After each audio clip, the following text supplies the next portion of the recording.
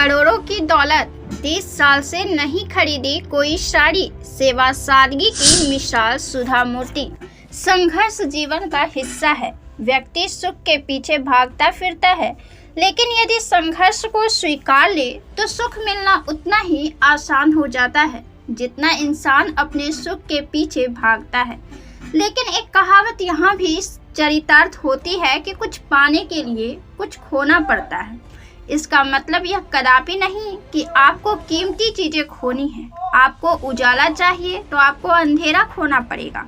सृजन एक ऐसी अवस्था है जहां आनंद तो होता ही है, लेकिन थोड़ा दर्द भी होता है। आनंद की इस अवस्था में दर्द की अनुभूति तो होती है, लेकिन वह साहस और गौरवान्वित होने के एहसास में रूपांतरित हो जाती है और जीवन सरल प्रतीत होता है। जीवन में लक्ष्यों को कभी किनारा नहीं करना चाहिए। दौलतमंद बनना आपका वह जन्मसिद्ध अधिकार है जैसे जीवन की मौलिक जरूरतें, लेकिन सरलता और सादगी इसे पाने में आपका साथ एक मजबूत साथी की तरह देता है। यह आपको वास्तविकता को अनुभव कराता है और सच्चाई और सही अभिव्यक्ति ही आपको आपके लक्ष्य तक पहुंचा देती है। लेडी पिप की सीरीज में हमारे दर्शकों का स्वागत है। आज हम बात करेंगे ऐसी महिला की जो करोड़ों की मालिक है, लेकिन सादगी उनकी पहचान है। सादगी उनकी मिसाल है। कुछ यूनिक होना उनके रगों में है, तभी तो वे पहली महिला है जो टाटा कंपनी में पहली महिला इंजीनियर बनी और इंजीनियरिंग की पढ़ाई करने वाली कॉलेज में पहली महिला बनी। आज का दौर कितना बदल गया है ना, लेकिन आज के पहले और बहुत पहले नहीं, कुछ साल पहले ही कितनी पाबंदियां थी। पढ़ना तो दूर की बात है, हंसने बोलने में, पहनने ओढ़ने में, आने जाने में पाबंदियां थी। खासकर महिलाओं के लिए कितनी पाबंदियां थी। आज स्वतंत्रता तो मिली है, लेकिन प्रतिस्पर्धा भी बढ़ गए हैं, चुनौतियां भी बढ़ गई हैं और इसी चुनौतियों के आगे, इन्हीं परिस्थितियों के आगे लोग अपना घुटना टेक देते हैं। लेकिन जो नहीं टेकते वो ही मिसाल कायम करते हैं, वे ही करोड़ों के लिए प्रेरणा बनते हैं। आज हम बात करेंगे सुधा मूर्ति की। देश की राष्ट्रपति द्रौपदी मुर्मू ने सुधा मूर्ति को राज्यसभा में भेजने का निर्णय लिया है। भारत में कला, साहित्य, विज्ञान और सामाजिक सेवाओं में उल्लेखनीय योगदान के लिए ऊपरी सदन में 12 सदस्यों को राष्ट्रपति मनोनीत करते हैं। सुधा मूर्ति को राज्यसभा के लिए मनोनीत किए जाने पर प्रधानमंत्री नरेंद्र मोदी ने कहा, राज्यसभा में उनकी मौजूदगी नारी शक्ति का मजबूत सबूत होगा। यह बताता है कि हमारे देश की नियति को आकार देने में नारी शक्ति और उनकी संभावनाओं की कितनी बड़ी भूमिका है। जबकि सुधा मूर्ति ने कहा कि ये उन्हें महिला दिवस पर मिला बहुत बड़ा गिफ्ट है। देश के लिए काम करने की अब नई जिम्मेदारी मिली है। सुधा मूर्ति देश विदेश में बड़ा नाम है और यह नाम खास इसलिए भी है कि इन्होंने आवश्यकता पड़ने पर गृहिणी का कार्य भी किया और सादगी को अपनी पहचान बनाई। सादगी उसे कहते हैं जब किसी काम को करने या लक्ष्य की प्राप्ति के लिए न्यूनतम साधन का उपयोग किया जाता है। अपनी आवश्यकताओं को न्यूनतम रखा जाता है, जिनके व्यवहार, विचार और वाणी में सरलता और विनम्रता महसूस होती है, जिसके रहन सहन से आप सभी तो कह सकते हैं लेकिन उनका मूल्यांकन नहीं कर सकते, और उनके व्यक्तित्व की सच्चाई और सफलता ज्ञात हो तो आप बस चौंक जाएं।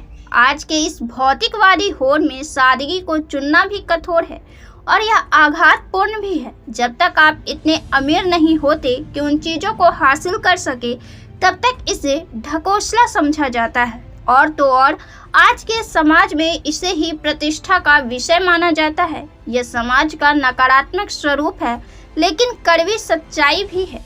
जरूरतों को कम करने का यह तात्पर्य कदापि नहीं है कि आप दौलत बनाने की अपनी इच्छा को भी धंधे बस्ते में डाल दें। सुधा मूर्ति ब्रिटेन के प्रधानमंत्री ऋषि सुनक की सास हैं। खुद सुधा मूर्ति की संपत्ति 775 करोड़ रुपए की है, लेकिन उनका रहन सहन सादा है। उनका दावा है कि पिछले 30 सालों से उन्होंने कोई नई साड़ी नहीं खरीदी है। वे इतनी सादगी में जीती हैं कि इंटरव्यू लेने वाले तक उनके बयानों को मजाक समझ लेते हैं। उन्होंने एक टीवी होस्ट से कहा कि लंदन में एक इमिग्रेशन अफसर ये मानने को तैयार नहीं हुआ कि उनका पता 10 डाउनिंग स्ट्रीट प्रधानमंत्री का आवास है और उसने पूछ लिया कि कहीं वो मजाक तो नहीं कर रही हैं। सुधा मूर्ति का जन्म 19 अगस्त 1950 में उत्तरी कर्नाटक में शिगांव में हुआ। श्री नारायण मूर्ति से विवाह के पहले उनका नाम सुधा कुलकर्णी था। उन्होंने बीवी college of engineering and technology Hubli से इलेक्ट्रिकल इंजीनियरिंग में स्नातक की डिग्री हासिल की। बचपन से ही प्रतिभा की धनी सुधा इंजीनियरिंग में प्रथम स्थान प्राप्त किया और कर्नाटक के मुख्यमंत्री से रजत पदक ग्रहण किया। सन 1974 में उन्होंने इंडियन इंस्टीट्यूट ऑफ साइंस से कंप्यूटर साइंस में मास्टर की डिग्री हासिल की।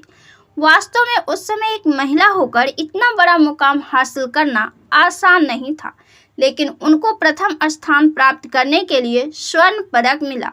इंजीनियरिंग कॉलेज के प्रिंसिपल ने एडमिशन के समय उनके सामने शर्त भी रखी कि कॉलेज में साड़ी पहननी पड़ेगी और उनको लड़के से बात करने पर भी पाबंदी रहेगी।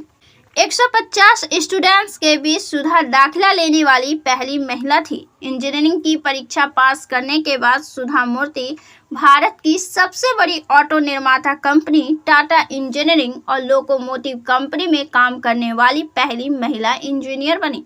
सुधा मूर्ति को इससे पहले पद्मश्री और पद्म भूषण से सम्मानित किया जा चुका है। वे समाज सेविका और कन्नड़ और अंग्रेजी की जानी मानी लेखिका हैं। वो कई उपन्यास, तकनीकी किताबें और यात्रा वृत्तांत लिख चुकी हैं। वे इन्फोसिस फाउंडेशन की चेयरमैन रह चुकी हैं। इन्फोसिस फाउंडेशन गरीबी हटाने, हेल्थ केयर और स्वच्छता से जुड़े कार्यक्रमों में सक्रिय है। फाउंडेशन के जरिए उन्होंने बाढ़ प्रभावित इलाकों में हजारों घर बनवाए हैं। उन्होंने बड़ी संख्या में स्कूलों में लाइब्रेरी बनवाई है और सैकड़ों सार्वजनिक शौचालयों के निर्माण के लिए धन दिया है। सिर्फ भारत ही नहीं, विदेश में शैक्षणिक और शोध जगत की गतिविधियों में वो सक्रिय रही हैं। उन्होंने हार्वर्ड यूनिवर्सिटी में भारत की मूर्ति क्लासिकल लाइब्रेरी स्थापित की है। पुणे में नौकरी करते हुए उनकी मुलाकात नारायण मूर्ति से हुई और उन्होंने उनसे शादी कर ली। वे व्यवसाय चलाना चाहते थे तो सुधा मूर्ति ने अपने पति को 10,000 दिए। उन्होंने अपने घर से इन्फोसिस कंपनी की शुरुआत की।